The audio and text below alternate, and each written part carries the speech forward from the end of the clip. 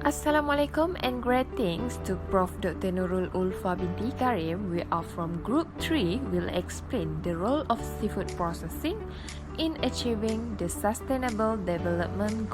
My name is FATIN binti NORDIN and this is our group member. The Sustainable Development Goals, or better known as SDGs, were present during the United Nations Conference on Sustainable Development. The SDGs are plans for building a better and more sustainable future for humanity. Basically, it is discussed worldwide issue, and one of the examples is industry and innovation. As you can see in my slide here, all 17 of these goals are interconnected. Malaysia is one of the countries dedicated to achieve this objective and has made steps to execute SDGs initiative through the Industrial Master Plan. In industry, the food processing plays an important role in achieving the SDGs. Seafood processing is a technology or technique used by the food industry to transform raw fish ingredients into processed seafood. So, through this presentation, we'll explain more the role of seafood processing in achieving the SDGs.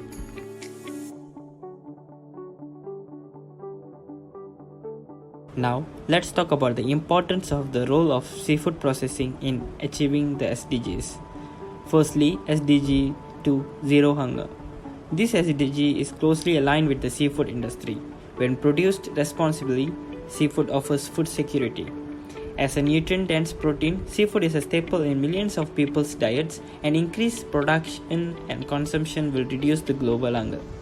Secondly, SDG 8 Decent Work and Economic Growth. The outputs of the seafood industry align and intersect with this SDG. Without jobs or income, nutritious food can be hard to come by.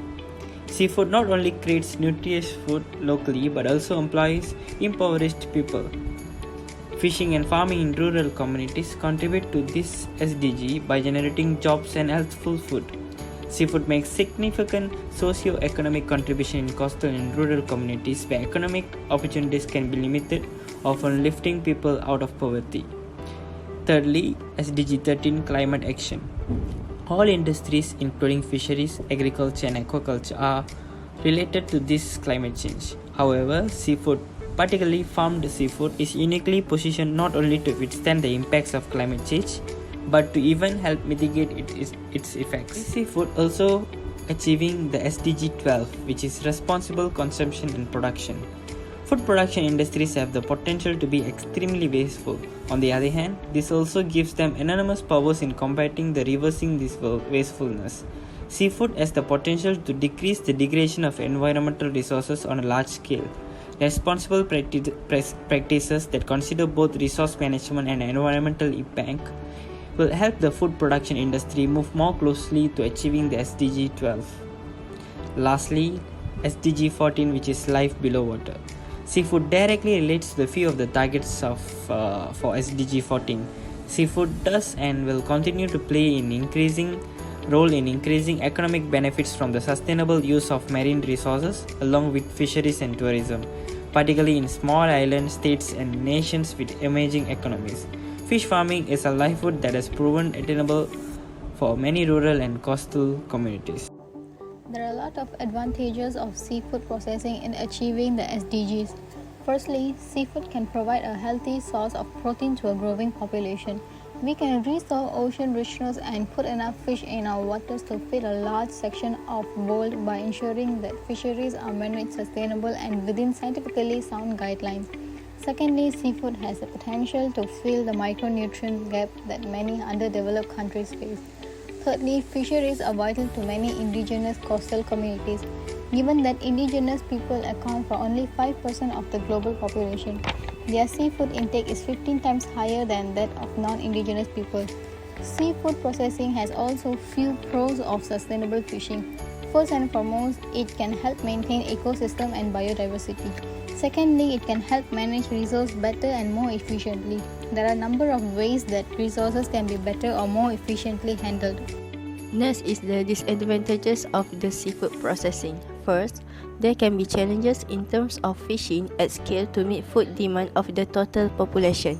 Second, There can be a number of economic trade-offs when swapping from conventional fishing practices to some more sustainable ones. Third, contamination hazards. The contamination can happen in product storage containers or during the handling of products during processing and packaging. Next is the spoiled age. For an industry that deals with extremely perishable foods, product quality decline is a problem. Rapid spoiling processes, whether caused by enzymatic, microbiological, or chemical oxidation activities, are irreversible once they begin. Next, the application and uses of fish waste. Firstly, the fish waste in the circular bioeconomy era. The bioeconomy uses materials of biological origin and imitates or uses processes developed by nature to achieve an efficient use in terms of resources. Secondly, the fish byproducts as source of high added value compounds, the collagen, peptides, chitin, oil, and enzymes. And lastly, by creating fish burger made of fish waste. It did not mean the new product was cheap. The production involved scraping every edible bit of meat from the fish bones, a time-consuming and costly process. In conclusion, nations need to accomplish the SDGs to ensure economic growth that is consistent with the progress made around the world from time to time. We can suggest this in-authority can make it easier for young people to get involved in the seafood sector by providing a straightforward platform for them, so that there will be many young people who will be involved in the seafood industry.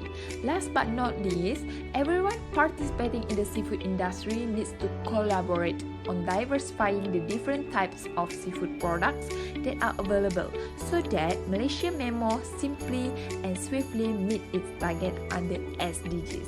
That's all from my group. Thank you to Dr. Nurul Ulfa.